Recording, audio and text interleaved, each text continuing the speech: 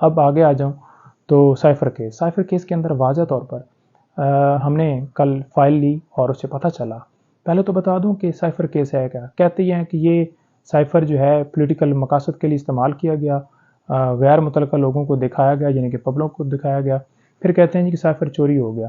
کبھی یہ بیان دیتے تھے کہ سائفر جو ہے وہ باہر سے آئے نہیں. اب شکر ہے وہ مان گئے کہ سائفر آیا، لیکن سائفر جو ہے کوڈڈ فارم میں اس وقت بھی فورن آفس کے اندر موجود ہے. اور یہ بات ہم تو کہہ ہی رہے تھے، خان صاحب بھی کہہ رہے تھے، لیکن ساتھ اب ایف آئی اے نے بھی اور سابقہ جو ہیں وہ انٹیریئر منسٹر صاحب، انہوں نے بھی یہ بات کی ہے کہ سائفر ادھر اوریجنل راز میں پڑا ہے. تو جب اس کو کیبنٹ نے قانونی طور پر ڈی کلاسیفائڈ کر دیا اور وہ کاپیاں 4 جو ہیں لیگلی طور پر تمام جگہوں پر گئیں، تو وہ کوڈڈ فارم تو نہ رہی. تو اس لیے سیکرٹ ایکٹ کی وائلیشن اس وقت ہوتی ہے یا اس وقت سیکرٹ ایکٹ لگتا ہے جب کوڈ جو ہیں یا کوئی اس طرح کی چیز جو ملک کے لیے جو سلامتی ہے اس کے اوپر خطرہ ہو، اس کوڈڈ فارم کو یا کوڈز کو شیئر کیا جائے. تو نہ تو یہاں پر کوڈ شیئر کیا گیا، ڈی کلاسیفائڈ کیا گیا اور لیگلی طور پر بتایا گیا کہ واقعی باہر سے دھمکی آئی اور ہماری چلتی پھرتی حکومت کو گرایا گیا. اب اس کے اندر کارروائی کیسے کی گئی؟ خان صاحب جیل کے اندر موجود ہیں، انہیں پتہ نہیں ہے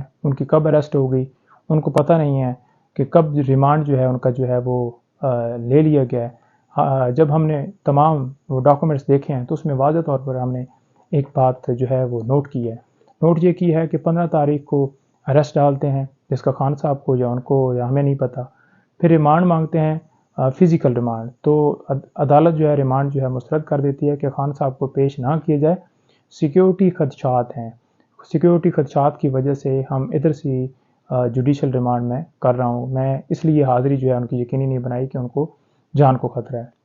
اچھا، ایک طرف ہم اتنے عرصے سے چلا کے کہہ رہے تھے کہ خان صاحب کی جان کو خطرہ ہے، ان کے اوپر حملہ ہو چکا ہے، ان کی میڈیکلی جو ہے وہ ڈاکٹر نے بیڈ ریسٹ کا کہا ہے اور اس وقت وہ ٹریٹمنٹ کروا رہے ہیں، وہ آ نہیں سکتے. اور یہاں پر ان کی حاضری معافی نہیں دی جاتی تھی، وارنٹ نکالے جاتے تھے. 26 گھنٹے آپریشن بھی ہوا انہی وارنٹس کے چکر میں. تو دوسری طرف آج جو ہے وہی خود کہہ رہے ہیں کہ جناب آئیں. اور ایک طرف آپ دیکھ لیں کہ خان صاحب جو ہیں وہ ہم کہتے ہیں کہ پروڈیوس کریں یا ویڈیو لنک کے ذریعے حاضری لگائیں اور ان کی ضمانتیں خارج کر دی جاتی ہیں کہ خان صاحب آ کر پیش نہیں ہوئے. ٹھیک ہے جی. اور دوسری طرف آپ دیکھ لیں کہ یہاں پر ایسی کارروائی کی گئی ہے جو کہ ہمیں پتہ ہی نہیں ہے اور خود ہی انہوں نے سارا کچھ کر کے، حالانکہ جب بھی جوڈیشل ریمانڈ کرنا ہو تو ملزم کی جو ہے اٹینڈنس ضروری ہوتی ہے، ان کی موجودگی ضروری ہوتی ہے. ریمانڈ کا یہ اصول ہے، قانون یہ کہتا ہے. لیکن کوئی ان کی حاضری نہیں لگائے گی، نہ ان کو کوئی پتہ ہے. قانون یہ کہتا ہے کہ آئین کا آرٹیکل 10(1) جو ہے وہ واضح ہے کہ جب آپ کسی بندے کو اریسٹ کرتے ہیں یا کیا ہوتا ہے تو آپ نے اس کو بتانا ہے کہ آپ کی کسٹڈی اس وجہ سے ہے، آپ اس مقدمے میں اریسٹ ہیں. اس کو انفارمیشن دی جاتی ہے. لیکن نہ تو خان صاحب کو انفارمیشن دی گئی، نہ انہیں بتایا گیا کہ آپ اس مقدمے میں گرفتار ہیں، اور نہ ان کے وکلاء کو پتہ ہے. تو یہ کیسے پروسیس مکمل ہوا؟ 29 تاریخ کو ہم نے سوشل میڈیا کے اوپر دیکھا کہ اس طرح سے جو جج صاحب ہیں انہوں نے ایک لیٹر لکھا ہے سپرنٹینڈنٹ صاحب کو کہ 30 کو آ جائیں. تو وہ ہم جب ڈاکومنٹس ہم نے دیکھے تو ہم تو حیران رہ گئے کہ یہ کب گرفتاری ہوئی، کب ریمانڈ ہوا، قانونی طور پر کسی کو پتہ ہی نہیں ہے اور یہ کیسے ممکن ہے. لہٰذا ہم گئے اٹک جیل میں، خان صاحب سے ملاقات بھی ہوئی اور واضح طور پر وہاں پر ہم نے دیکھا، ساری صورتحال ان کے سامنے ڈسکس کی. معزز عدالت سے کہا کہ آپ کی کورٹ میں ہم نے جا کر پوچھا تھا کہ کیا خان صاحب کے حوالے سے، وہ غالباً 22 تھی یا 23 تھی، کہ خان صاحب کو کوئی گرفتاری یا ان کا ریمانڈ وغیرہ ہوا ہے؟ تو واضح طور پر آپ کی کورٹ نے کہا تھا کہ جی نہیں، ایسا کوئی پروسیس نہیں ہوا. تو یہ پھر کیسے ہو گیا؟ لہٰذا وہ ہمیں کوئی ریزنیبل وہاں پر جواب نہیں ملا. اور آپ دیکھ لیں کہ آج بات اس حد تک پہنچ گئی ہے کہ خان صاحب کو اریسٹ ہوئے بھی اتنے دن ہو گئے ہیں اور ان کی جو ہے وہ جب بیل ہوتی ہے تو شکانہ میں، تو اس وقت جو ہے وہ چیز ظاہر کی جاتی ہے کہ واقعی جی گرفتاری ہوئی ہے.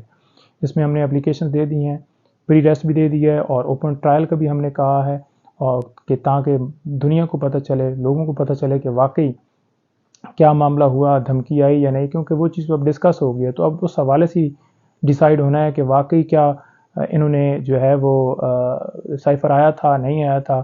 یا چوری کے حوالے سے آپ دیکھ لیں کہ پی ایم جو ہیں وہ چوری تو نہیں، ان کی کسٹڈی تو نہیں ہے. پی ایم آفس کی کسٹڈی ہوتی ہے. کوئی بھی ڈاکومنٹس ہوتا ہے اگر وہاں سے کہیں پہ سائٹ پہ ہوا ہے تو اس کا ذمہ دار، اس کا جو ہے پی ایم آفس جو ہے وہ کسٹوڈین ہوتا ہے، اس کا سٹاف ہے، اس کے سیکٹری ہیں، وہ سارے ہیں. لیکن یہاں پر الگ چیز چل رہی ہے. اب 2 تاریخ کے لیے فکس ہے اور جوڈیشل کمپلیکس کے اندر یہ ہیئرنگ ہوگی، جس میں جو پوسٹ اریسٹ بیلز ہیں ان کے اوپر بھی آرگومنٹس ہوں گے، اوپن ٹرائل جو ہے اس درخواست کے اوپر بھی آرگومنٹس ہوں گے، اور تیسری جو درخواست ہم نے یہ دی ہوئی ہے کہ جو ہے وہ جو نوٹیفیکیشن تھا جو انٹیریئر منسٹری نے ریکویسٹ بھجوائی، لاء منسٹری نے نوٹیفیکیشن کیا، اس کو ہم نے بیسیکلی سیٹ اسائڈ کرنے کے لیے درخواست دی ہے کہ اس کو سیٹ اسائڈ کیا جائے، تو وہ بھی درخواست وہاں پر پینڈنگ ہے۔ 3 کو فیصلہ ہوگا، 14 دن کے لیے خان صاحب کا ریمانڈ ہو گیا ہے، 13 تاریخ ریمانڈ کی جو ہے وہ پڑی ہے، اور 13 تاریخ کو دوبارہ عدالت میں خان صاحب کو پیش کیا جائے گا۔